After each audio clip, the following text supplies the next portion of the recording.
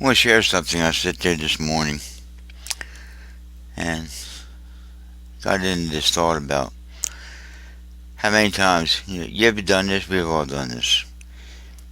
You try doing something, you tried helping people, and you get to the point where you get so frustrated that you scream, I don't care no more. I don't care.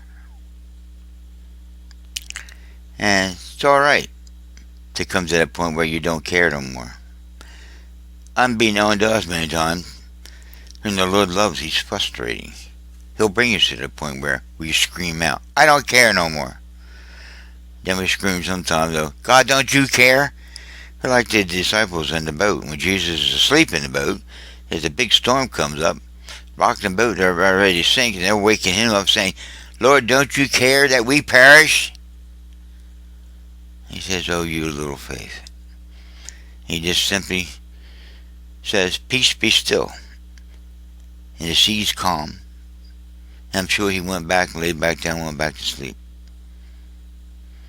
And they're looking at him puzzled, saying, what manner of man is this?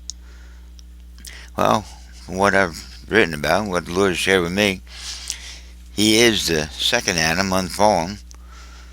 He only had full rights of his father, not only offering salvation to what he was doing, but also would sustain him till that was accomplished, and that when it comes time for his death, burial, he would be resurrected. He had his moment of doubts and flesh.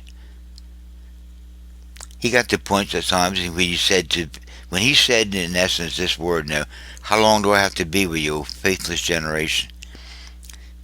He got the point in the weakness of his flesh where he said, what do I bother? What do I care?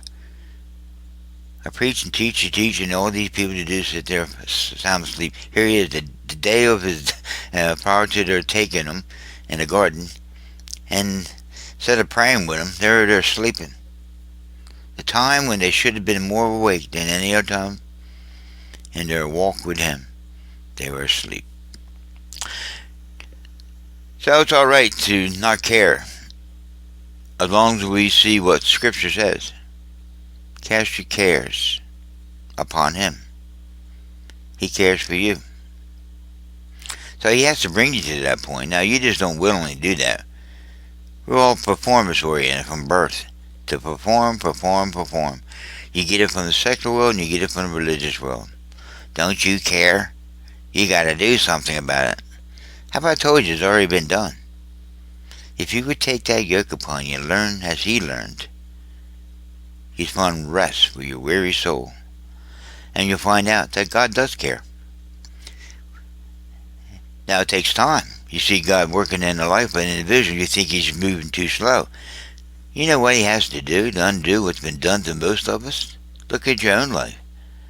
What did he have to undo to get you to any point where you stop trying and allow him to do it? In such a moment one time, asking God for an answer, he asked me a question. He said, what's the difference between do and done?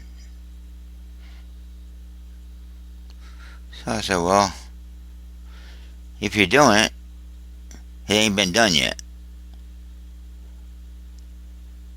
But if it's done, you don't have to do it. It's already been done.